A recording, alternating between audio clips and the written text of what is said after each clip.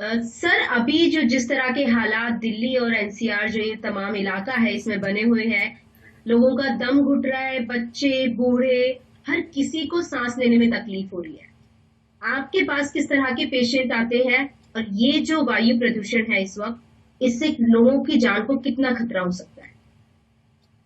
तो आपकी बात सही है कि अभी अगर हम एयर क्वालिटी देखें तो वेरी पुअर या सीवियर रेंज में है। और इसके कारण लोगों की सेहत को काफी हद तक असर पड़ सकता है। कुछ हद तक हम ये कहते हैं कि एक मेडिकल इमरजेंसी है, क्योंकि इसमें हम ये देखते हैं कि जब इस पुअर क्वालिटी एयर जो जिसमें टॉक्सिक फ्यूम्स हैं, सल्फर डाइऑक्साइड, नाइट्रोजन ऑक्साइड के, ओजोन के और पार्टिकुलेट मैटर के, जब वो लंग्स में जाते हैं तो लंग्स में वो सांस की नाली में सोजिश कर देते हैं। और जो पीएम 2.5 है या अल्ट्रा फाइन पार्टिकुलेट मैटर है, वो लंग्स के गहरे हिस्से में, डीप इनसाइड द लंग जो हम कहते हैं, चले जाता है।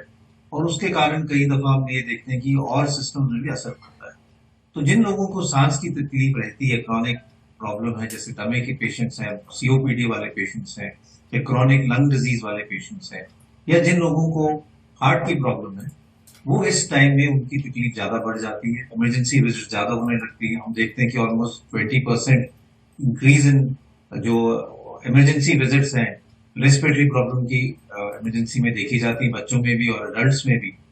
और लोगों की सांस की तकलीफ बढ़ जाती है, हार्ट की प्रॉब्लम में हार्ट फेलियर के चांसेस बढ़ जाते हैं।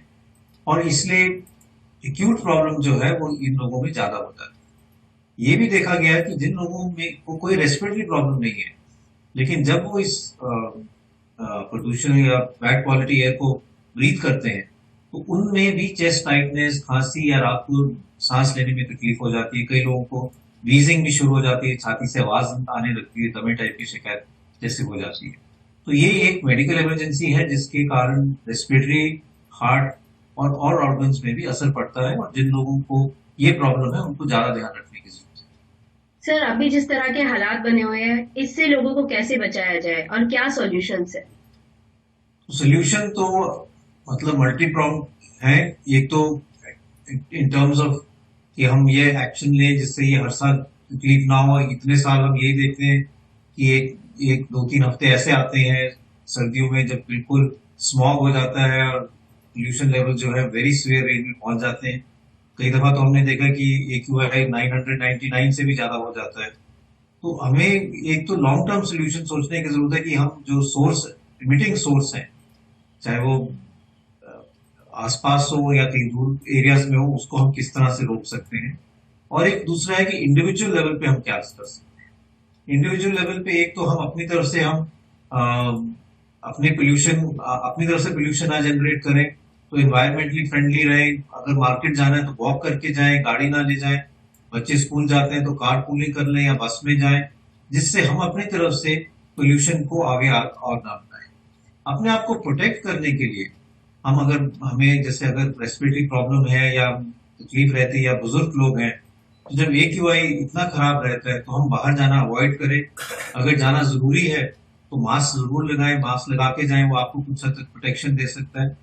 अर्ली मॉर्निंग वॉक ना करें। आजकल लोगों को आदत है कि सुबह वो सैर के लिए जाते हैं, लेकिन अगर एयर क्वालिटी इतनी खराब है तो बेहतर रहेगा कि सुबह, क्योंकि ग्राउंड लेवल पोल्यूशन तब ज्यादा होता है, तो हम वॉक ना करें, वेट करें कि धूप निकल जाए या थोड़ा सा गर्मी हो जिससे पोल्यूशन ग्राउंड लेवल से ऊपर उठ जाए। और एक्सरसाइज बाहर ना करें। एक्सरसाइज करना है तो अंदर इंडोर एनवायरनमेंट में करें।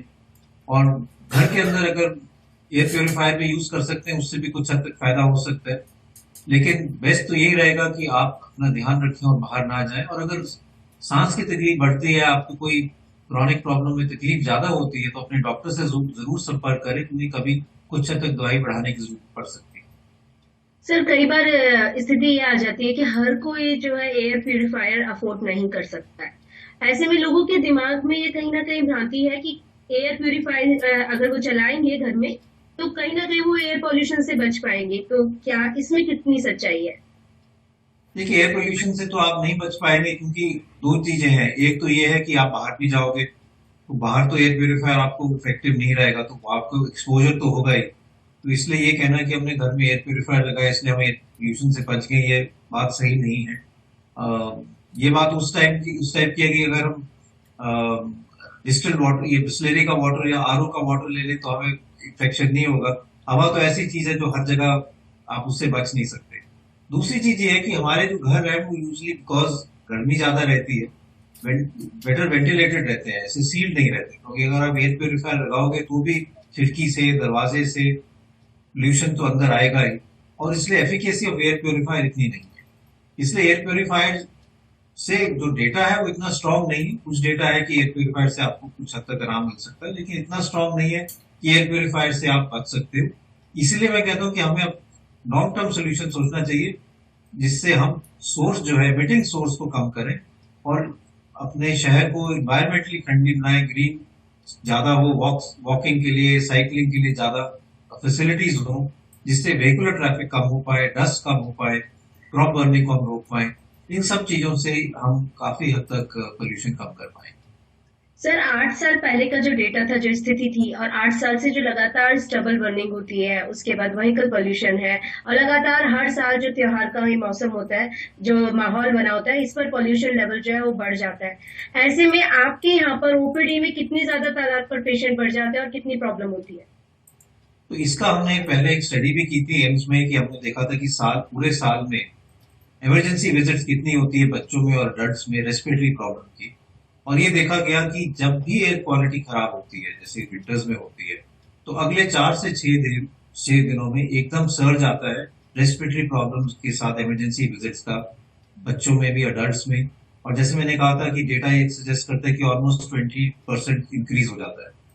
तो ये तो प्रॉब्लम रहती है कि जब भी एयर क्वालिटी खराब होती है तो emergency visits, hospital admissions, ICU admissions for respiratory problem बढ़ जाती है।